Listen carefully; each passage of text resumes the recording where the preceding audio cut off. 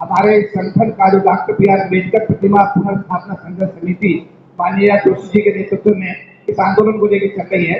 सबसे पहले हमने भारत के प्रथम नागरिक जो अनुसूचित जाति समाज से हैं और किशोर मकवाना जी एससी आयोग के चेयरमैन हैं। हमारा करीब 50-60 सदस्यीय शिष्टमंडल, जिसमें जोशी जी थे, जिसमें भानु प्रताप सिंह जी थे, हमारे पीसी कपिल साहब थे, सभी लोग, सारा डेलीगेशन हमारा 50-60 लोगों का था। हम सब लोग वहां गए। वहां जाकर के प्रधानमंत्री को जो चिट्ठी दी गई थी उसको भी उसमें उनके साथ एनक्लोज करके जो किशोर मकवाना जी से कहा गया कि आप हमारे समाज के प्रथम नागरिक हैं, हमारा आपसे अनुरोध है कि आप पीएम से इमीडिएट बात करें। और उन्होंने हमारे शिष्टमंडल को आश्वस्त किया कि मैं आज ही प्रधानमंत्री जी के साथ बात करूंगा और मैं जल्दी आपकी बैठक सुनिश्चित कराकर, उन्होंने ये भी कहा कि मैं स्वयं भी एज किशोर मकवाना एससी का चेयरमैन होने के नाते मैं इस बात का पक्ष हूं कि उस मूर्ति को वहां से नहीं हटाना चाहिए था और उसको तत्काल प्रभाव से वहीं पर स्थापित किया जाना चाहिए। इसके अलावा बीजेपी के राष्ट्रीय संगठन मंत्री बी.एल. संतोष, भारत सरकार के कानून मंत्री अर्जुन राम मेघवाल, भारत सरकार के संसदीय कार्य मंत्री किरण रिजिजू, भारत के लोकसभा स्पीकर ओम बिरला जी, भारत के जो हमारी लोकसभा के सचिव हैं, महासचिव हैं, इन सब लोगों को, गृह मंत्री जी को, सबको पत्र दिए गए हैं। साथ साथ सभी सांसदों को संगठन की तरफ से पत्र दिए जा रहे हैं। और ये मैं कहना चाहूंगा बहुत जिम्मेदारी के साथ कि ये आंदोलन 2 अप्रैल 2018 की पुनरावृत्ति होगी, क्योंकि इसमें हम सब लोग आम और खास सब एक साथ मिलकर के बाबा साहब की स्टैच्यू को पुनर्स्थापित करने में कोई किसी प्रकार की कसर नहीं छोड़ेंगे। और इसमें आम और खास अपनी कोष पर, अपने दम पर, अपने बल पर वहां पर आएगा और परम पूज्य बाबा साहब डॉक्टर भीमराव अम्बेडकर जी की जो मूर्ति है उसको वही स्थान पर स्थापित करके वापस जाएगा।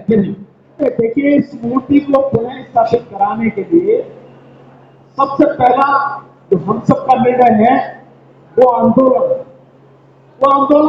पूरे देश भर में होगा, इसमें किसी को कोई संदेह नहीं होना चाहिए।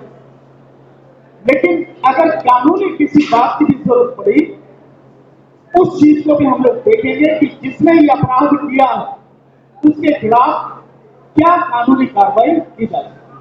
वो पहलू भी खुला हुआ है, कोई पहलू रहेगा नहीं, क्योंकि ये बाबा साहब के सम्मान का और पूरे संविधान को मानने वाले, बाबा साहब डॉक्टर अम्बेडकर को मानने वाले लोगों के सम्मान और स्वाभिमान की बात है।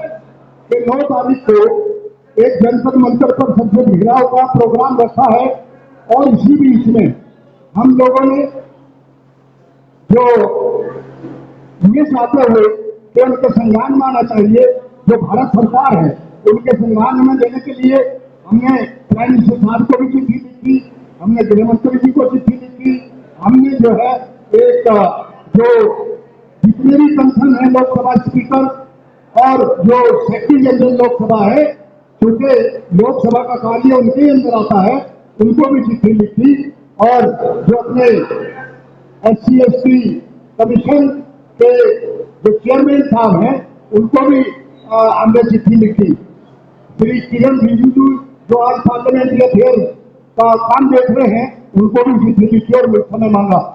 मैं सोच रहा हूं कि सभी जो सबके साथी है, अर्जुन मेघवाल साहब से जो हमारे कानून मंत्री है, उनसे भी मिलने का समय लिया। हम ये गुहार लगाना चाहते हैं कि ये पहले ही बहुत लंबा थोड़ा विरोध आपस में बन जाए और हम उनसे मिलकर ये चाहते हैं कि प्रॉब्लम 2 तारीख से पहले सॉर्ट आउट हो जाए, ताकि देश की जो भावनाएं बाबा साहब के प्रति उनको सम्मान की दृष्टि से जो देखते हैं, आज उनके सम्मान पर बहुत ही एक किस्म से जिस तरह से जिस व्यवस्था में उनको मूर्तियों को स्थापित करके एक साइड में रखा, वो बहुत ही विचारणीय और बहुत निंदनीय काम है, चाहे जिसका भी रहा हो।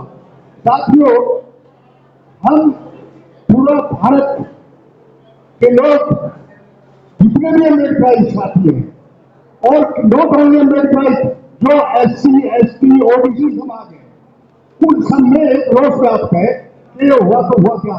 और सबसे पहले सोचने की बात यह है कि जो पार्लियामेंट ही आप लोगों ने चेंज कर दी, वो तो पुरानी पार्लियामेंट में लगी होती थी, तो व्हाट वाज द नेसेसिटी, ऐसी कौन सी जरूरत आप अभी को उसको हम हटा रहे हैं। और कुछ लोगों का दूसरे से साथ इसलिए था कि हो सकता कि ये जो है नई पार्लियामेंट में उनको स्थापित करें, लेकिन आज 3 महीने हो गए, ऐसा कोई गवर्नमेंट की तरफ से कोई ऐसा स्टेटमेंट नहीं आया।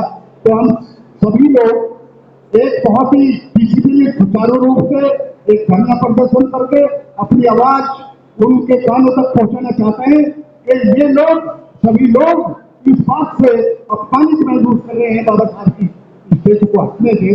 तो आपसे गुजारिश की जाती है कि आप समय रहते हुए इसको जो डैमेज है उसको कंट्रोल करें और इन मूर्तियों को यथास्थिति में अपनी जगह रखने का कार्य करें, और नहीं तो ये पूरा का पूरा देशव्यापी आंदोलन बहुत बड़ा आंदोलन हो जाएगा।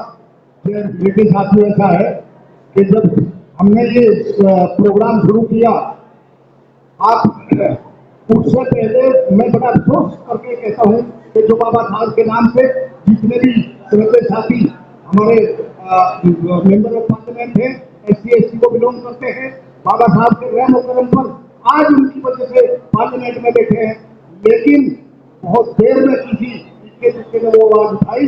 अदरवाइज मैं समझता हूँ अगर पार्लियामेंट में ये आवाज उठाते तो अब तक ये जो प्रॉब्लम है वो सॉर्ट आउट हो सकती थी।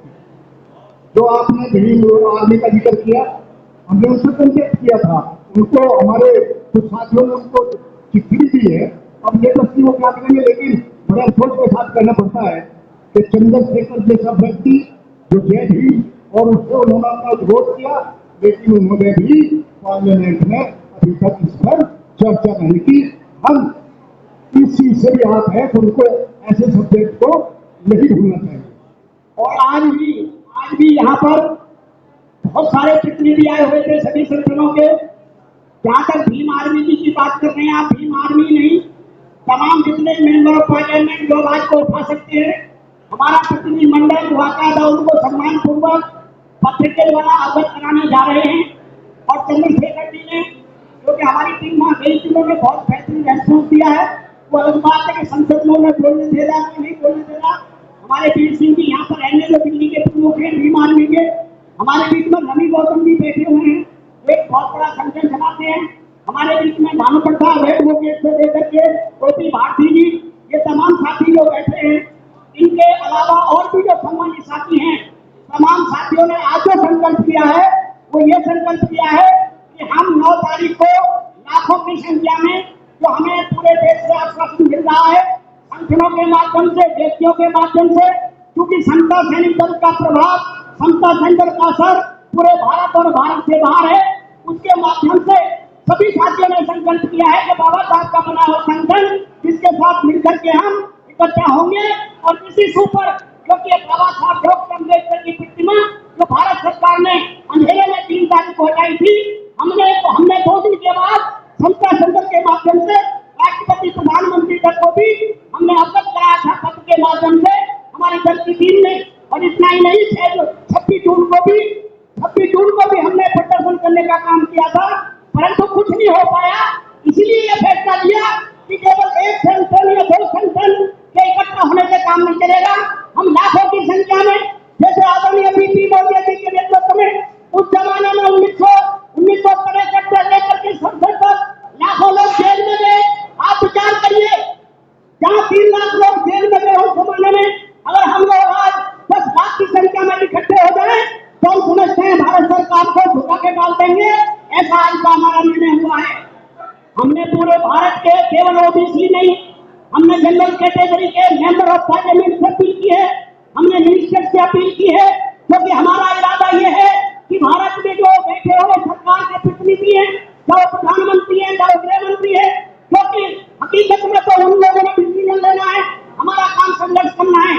हमने उनको प्रार्थना पत्र भी बता रहे थे, हमारे मोदी साहब, हमारे आदरणीय केपी चौधरी, पूरी टीम ने जाकर के अपने SC आयोग के चेयरमैन के माध्यम से प्रधानमंत्री के पास भी हमने संपर्क खुद उठाते हैं। ये इसलिए उठाते हैं साथियों कि हम लोग 2 लाखों की संख्या में वहां इकट्ठे होंगे, उससे पहले भी उनके दिमाग को जो सरकार में बैठे प्रमुख हैं उनको इस तरफ आकर्षित कर सके कि वो लोग समझ लें कि पूरे भारत का लोग बाबा साहब के मानने वाला बहुत मजबूती से खड़ा हुआ है इस बात के लिए। और अगर फिर भी ये लोग नहीं करते हैं तो 9 तारीख को लाखों की संख्या में केवल प्रदर्शन नहीं होगा, वो हम तब तक नहीं हटेंगे जब तक भारत की सरकार बाबा साहब की प्रतिमा को वापस ले ले। आज हमने ये भी निर्णय लिया है, मेरा स्वयं का निर्णय है कि हमारी अगर मौत भी होती है, हमारी जान भी जाती है, तो 1966 में जो हमारे पुत्र शहीद हो सकते